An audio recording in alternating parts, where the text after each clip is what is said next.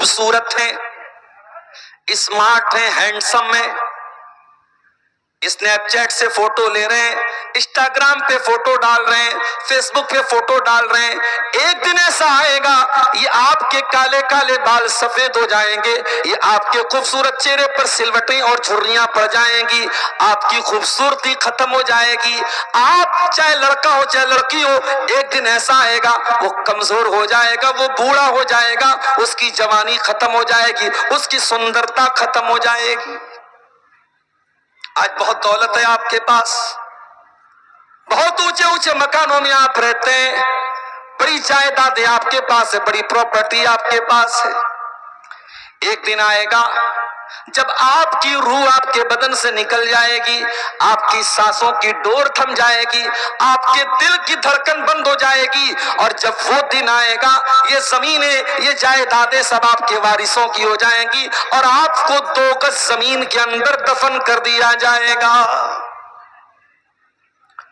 Market میں کپڑا لینے جاتے ہو، بہت ناپ تول کے بہت دیکھ بھال کے کپڑا لیتے ہو، غریب آدمی اپنے حساب سے کپڑا لیتا ہے، امیر آدمی اپنے حساب سے کپڑا لیتا ہے، کوئی بڑے برانڈڈ کا شوقین ہوتا ہے، وہ اپنی جینس کی پینٹ بھی کسی خاص برانڈ کی پہنتا ہے، وہ کرتے کا کپڑا بھی لینے جاتا ہے تو ریمنڈز کا لیتا ہے، کسی خاص برانڈ کا لیتا ہے۔ او برانڈڈ کرنے والوں، جس دن تمہارا انتقال ہو جائے گا تمہیں کوئی برانڈڈ کپڑا نصیب نہ ہوگا، تمہیں کفن کے معمولی کاٹن کے کپڑے میں تمہیں کفنایا جائے گا۔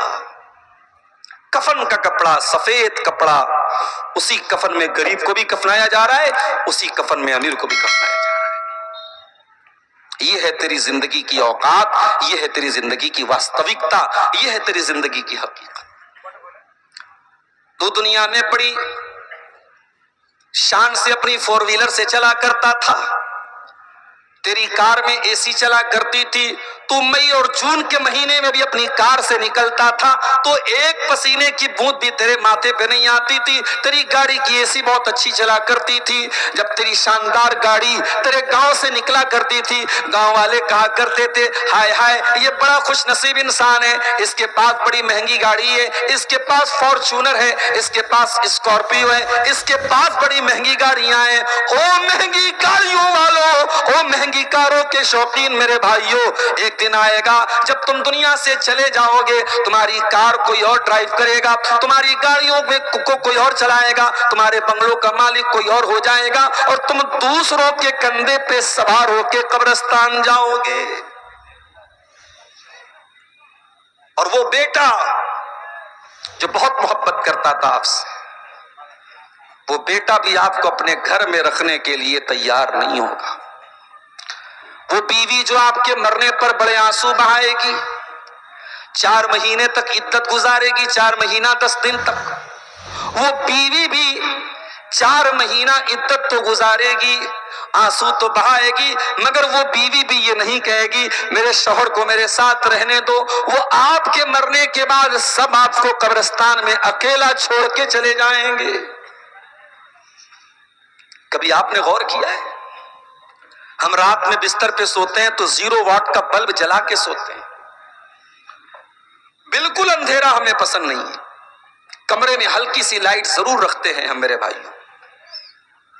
کبھی آپ نے غور کیا جب ہم قبر میں جائیں گے وہاں تو 0 واٹ کا بلب بھی نہیں ہے، وہاں تو نائٹ بلب بھی نہیں ہے، وہاں کوئی روشنی اگر ملے گی تو آپ کو اپنے ایمان سے ملے گی، وہاں اگر کوئی روشنی ملے گی اپنے عمل سے ملے گی، اپنے کردار سے ملے گی۔ فیس بک پر آپ کو کتنے لوگوں نے لائک کیا وہاں اس سے کوئی مطلب نہیں، انسٹاگرام پر آپ ڈیجیٹل کریئٹر بن گئے، بڑی اچھی آئی ڈی بنا لی آپ نے، بڑے فالوورز ہو گئے آپ کے، بڑے فوٹوز آپ کے ڈال رہے ہیں آپ انسٹاگرام کے اوپر، بہت لوگوں نے آپ کو فالو کر لیا ہے۔ وہ دنیا کی فین فالوئنگ کے پیچھے بھاگنے والوں، وہ دنیا میں سوشل میڈیا پر شہرت پانے والوں، وہ دنیا میں سوشل میڈیا کے ذریعے گندگی پھیلانے والوں اور ولگر فوٹو اور ویڈیو ڈالنے والوں، 4 پیسے تو تم کما لو گے، چند پیسے تو تم کما لو گے، لیکن یہ انسٹاگرام کی آئی ڈی، یہ اسنیپ چیٹ کی آئی ڈی، یہ یوٹیوب کا چینل آپ کی قبر میں آپ کے کام نہیں آئے گا۔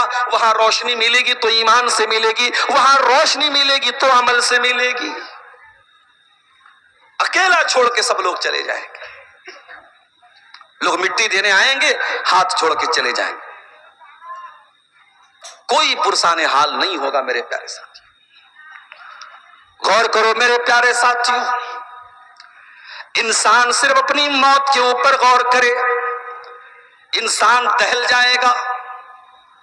صرف اپنی موت کے اوپر غور کر لے انسان کو پتا چل جائے گا انسان کی اوقات کیا ہے, انسان کی حیثیت کیا ہے, انسان کتنا بے بس اور کمزور ہے.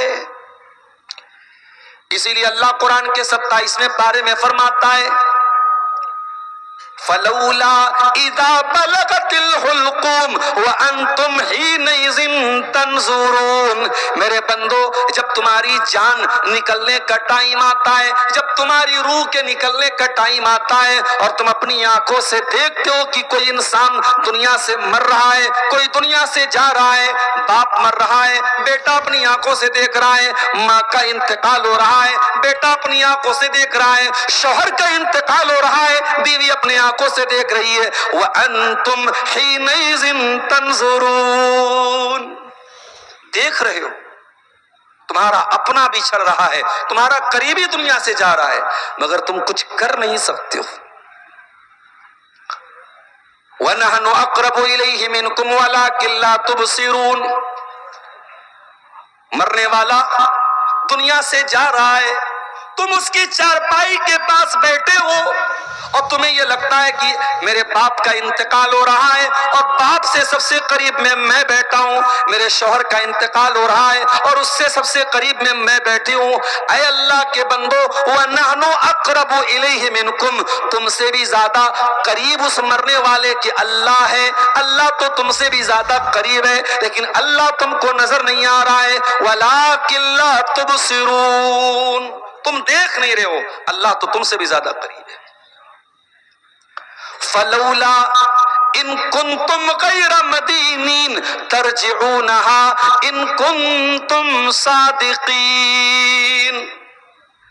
او دنیا والو, تمہیں اگر ایسا لگتا ہے تم دنیا میں ایسے ہی پیدا ہو گئے ہو. کل میں اسی جھارکھنڈ کا ایک علاقہ ہے مڈرو, وہاں ایک بہت بڑا پارک ہے, اس کو فاسل پارک بولتے ہیں. وہاں کچھ ہمارے ساتھی لوگ تھے, انہوں نے کہا مولانا چلیے آپ کو فاسل پارک کی سیر کرا دیتے ہیں. دوپہر کا ٹائم تھا, میں نے کہا چلو بھائی خالی ہے چلتے ہیں. گئے اس پارک میں, تو وہاں جو ہے ہزاروں سال پہلے جو پیڑ تھے, ہزاروں سال پہلے وہ پیڑ پتھر بن گئے. اللہ کی قدرت سے پیڑ پتھر بن گئے. اسی کو انگلش میں فاسل کہتے ہیں, ہندی میں اس کو جیواشم بولتے ہیں.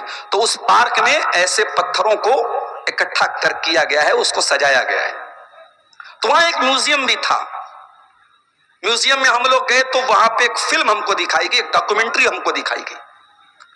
تو ڈاکومنٹری میں پوری دنیا کا اتہاس بتایا گیا کہ یہ دھرتی کیسے بنی, یہ کائنات کیسے بنی. اب سائنس والے تو یہی بتاتے ہیں کہ کائنات میں صرف دھول ہی دھول تھی, اچانک ایک بہت زوردار دھماکہ ہوا, زمین الگ ہو گئی, سورج الگ ہو گیا, منگل گرہ الگ ہو گیا, سارے جتنے گیلیکسیز ہیں سب الگ الگ ہو گئی. سائنس تو یہی بولتی ہے نا, سائنس تھوڑے بولتی ہے کہ اللہ نے بنایا ہے.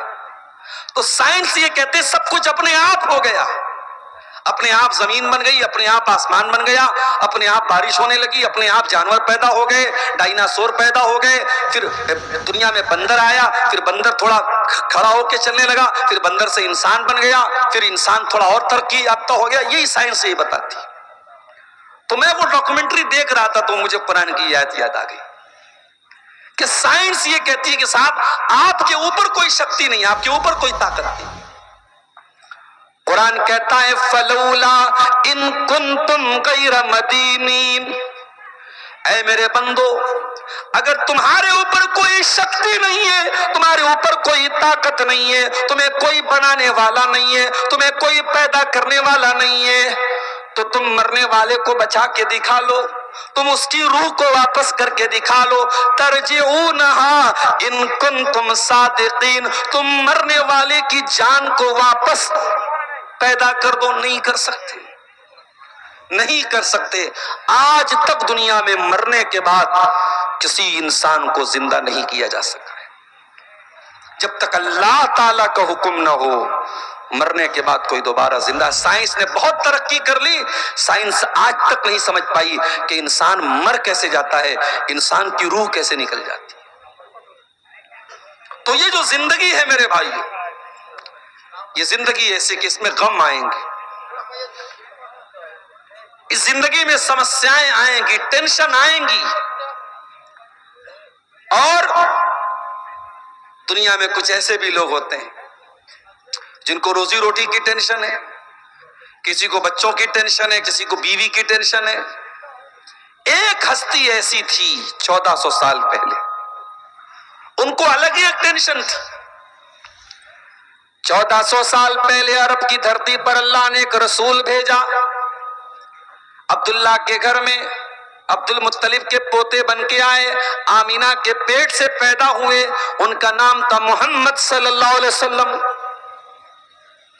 اللہ نے ان کو اپنا آخری نبی بنایا, اور اللہ کے اس آخری نبی کو کیا ٹینشن تھی میرے بھائیوں.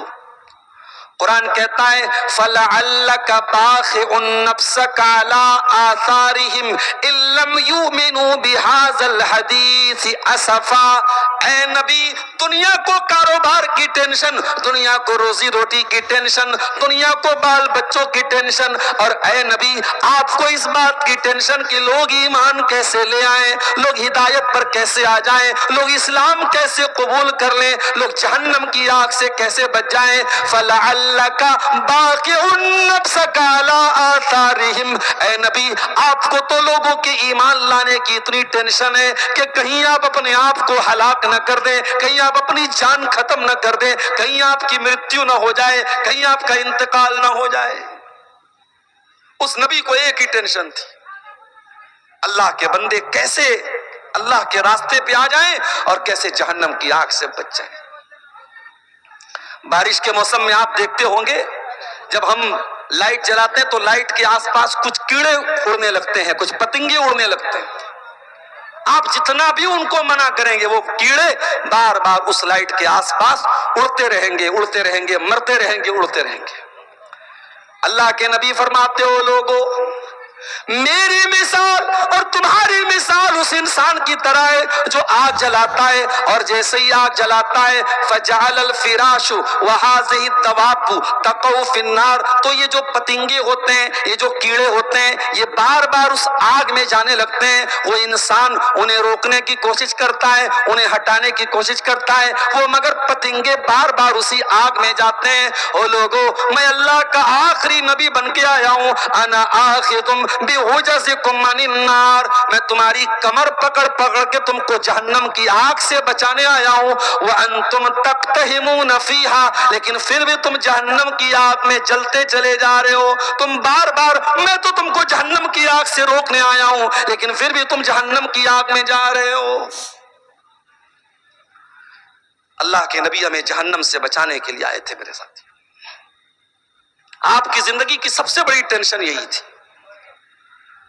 کبھی ہماری آنکھوں سے آنسو نکلا ہے اپنے نبی کے لیے, کبھی ہم روئے ہیں رات میں اپنے نبی کو یاد کر کے. ہمارے نبی ہمارے لیے رویا کرتے تھے. صحیح بخاری کی حدیث ہے, رات کا ٹائم تھا, اللہ کے پیارے نبی قرآن پڑھ رہے تھے, اور قرآن پڑھتے پڑھتے سورہ مائدہ کی اس آیت پر پہنچے. حضرت عیسیٰ علیہ السلام اللہ سے دعا کرتے ہیں اور کہتے ہیں ان تعذبهم فإنهم عبادك وإن تغفر لهم فإنك أنت العزيز الحكيم. عیسیٰ علیہ السلام کہتے ہیں اللہ اگر تو ان کو عذاب دے گا تو یہ تیرے بندے ہیں, اور اگر تو معاف کر دے گا تو اے اللہ کون تیرا حساب لینے والا ہے, کون تجھ سے پوچھنے والا ہے, تو طاقتور ہے, تو حکمت والا ہے. تھوڑی دیر کے بعد اللہ کے نبی نے قرآن کی دوسری آیت پڑھی. جس میں حضرت ابراہیم علیہ السلام اللہ سے کہتے ہیں فمن تبعنی فإنہ منی ومن عصانی فإنک غفور الرحیم. اے اللہ جو میری پیروی کرے گا، جو مجھے فالو کرے گا، جو میرے راستے پر چلے گا، وہ تو میری اتباع کرنے والا ہے، وہ تو میرا ماننے والا ہے. اور اے اللہ جو میری نافرمانی کرے گا تو غفور الرحیم ہے، تو معاف کر دینا، تو درگزر کر دینا. اللہ کے نبی نے سوچا عیسیٰ علیہ السلام نے اپنی امت کے لیے دعا مانگ لی، ابراہیم نے اپنی امت کے لیے دعا مانگ لی، میری امت کا کیا ہوگا؟ بخاری کے الفاظ ہیں اللہ کے رسول رونے لگے، آنسو بہنے لگے اور ہاتھ اٹھایا اور روتے ہوئے کہنے لگے اللہم امتی اللہم امتی، اے اللہ میری امت کا کیا ہوگا، اے اللہ میری امت کا کیا ہوگا. نبی کی آنکھ سے آنسو گرے اور اللہ کو کوئی پرواہ نہ ہو، ایسا نہیں ہو سکتا. نبی کی آنکھ سے آنسو گرے، اللہ نے فوراً جبریل کو بھیجا. اے جبریل مجھے تو سب پتا ہے، جاؤ نبی سے پوچھو کیوں رو رہے ہیں. جبریل امین آتے ما یبکیک یا محمد، اے اللہ کے نبی کیوں رو رہے ہیں، کیا بات ہے، آپ کی آنکھوں سے آنسو کیوں بہ رہے ہیں؟ اللہ کے نبی فرماتے ہیں اے جبریل میں اپنی امت کے غم میں رو رہا ہوں، میں اپنی امت کی ٹینشن میں رو رہا ہوں، میری امت کا قیامت کے دن کیا ہوگا. اللہ نے فرمایا اے جبریل جاؤ میرے نبی کو بتا دو، میرے نبی سے کہہ دو انا سنردیک فی امتک ولا نسؤک، اے میرے حبیب اے میرے آخری نبی آپ کی امت کے بارے میں آپ کو ٹینشن لینے کی ضرورت نہیں ہے، آپ کو پریشان ہونے کی ضرورت نہیں ہے. اے نبی ہم آپ کی امت کے بارے میں آپ کو خوش کر دیں گے، آپ پریشان نہ ہوں. یہ تھی نبی کی ٹینشن. سلام اس پر جو امت کے لیے راتوں کو روتا تھا، سلام اس پر جو فرش خاک پر جارے میں سوتا تھا، سلام اس پر کہ جس کے گھر میں چاندی تھی نہ سونا تھا، سلام اس پر کہ ٹوٹا بوریا جس کا بچھونا تھا. ہمیں تو وہ نبی ملے ہیں میرے پیارے ساتھی، اس نبی کو ٹینشن بھی رہتی تھی تو اپنی امت کی ٹینشن رہتی تھی. لقد جاءکم رسول من انفسکم عزیز علیہ ما عنتم حریص علیکم. او لوگو ہم نے تم کو ایسا رسول دیا ہے، ایسا نبی دیا ہے جو جان سے بڑھ کے تم سے پیار کرتے ہیں، جو تم سے بہت محبت کرتے ہیں. عزیز علیہ ما عنتم، تم تکلیف میں پڑ جاؤ میرے نبی کو یہ گوارا نہیں ہے، میرے نبی کو یہ برداشت نہیں ہے. ابھی تراویح کی نماز آپ نے پڑھی کہ نہیں رمضان میں؟ کہ تراویح نبی نے 3 دن پڑھائی تھی اور بخاری کی روایت ہے تینوں دن صحابہ کرام کی بڑی بھیڑ آ گئی مسجد میں. پہلے دن تھوڑے لوگ آئے، دوسرے دن زیادہ لوگ آ گئے، تیسرے دن پوری مسجد بھر گئی. اس کا مطلب کہ صحابہ کو شوق تھا. ابھی تک تراویح کی نماز نہیں ہوتی تھی، لیکن جب نبی نے پڑھائی نماز یہ تو صحابہ بڑے شوق کے ساتھ آئے اور انہوں نے تراویح کی نماز پڑھی. آج ہمارا حال کیا ہے؟ شروع رمضان میں تراویح کی نماز ہوتی ہے، مسجد بھری رہتی ہے، پھر جیسے جیسے رمضان گزرنے لگتا ہے تراویح کی نماز میں تعداد کم ہونے لگتی ہے اور کہیں کہیں تو بہت کم ہو جاتی ہے، کہیں کہیں بالکل لوگ بہت کم ہو جاتے ہیں. ہم تو تراویح کی نماز سے بھاگتے ہیں، ہم تو عبادت سے جی چراتے ہیں. صحابہ کرام کا جذبہ دیکھو میرے پیارے بھائیوں. اللہ کے پیارے نبی نے 3 دن تراویح کی نماز پڑھائی. رمضان کی 23ویں رات کو آپ نے پہلی تراویح پڑھائی، بہت ساری بھیڑ آ گئی صحابہ کی. پھر 25ویں رات میں آپ آئے تو اس سے زیادہ صحابہ کی بھیڑ آ گئی. پھر 27ویں رات کو آپ آئے تو اور زیادہ بھیڑ آ گئی، مسجد بھر گئی تمام صحابہ کرام کی. چوتھی رات میں 29ویں رات میں جب اللہ کے نبی آئے تو صحابہ انتظار کرنے لگے کہ اللہ کے نبی آئیں گے، اور اللہ کے نبی صلی اللہ علیہ وسلم نہیں آئے. پوری رات گزر گئی، فجر کی نماز کا ٹائم آیا، اللہ کے پیارے نبی مسجد میں آئے. او میرے صحابہ مجھے معلوم تھا تم رات بھر میرا ویٹ کرتے رہے، میری پرتیکشا کرتے رہے، میرا انتظار کرتے رہے، مجھے معلوم تھا، میں جان بوجھ کر کے نہیں آیا. اے اللہ کے نبی ہمیں تو بہت اچھا لگ رہا تھا، ہم نے تو 3 دن تک آپ کے ساتھ یہ نماز پڑھی تھی، ہم تو آج بھی پڑھنا چاہتے تھے، آپ کیوں نہیں آئے رات میں؟ ہم تو رات میں آپ کا انتظار کرتے رہے، آپ نے تراویح کی نماز ہم کو کیوں نہیں پڑھائی؟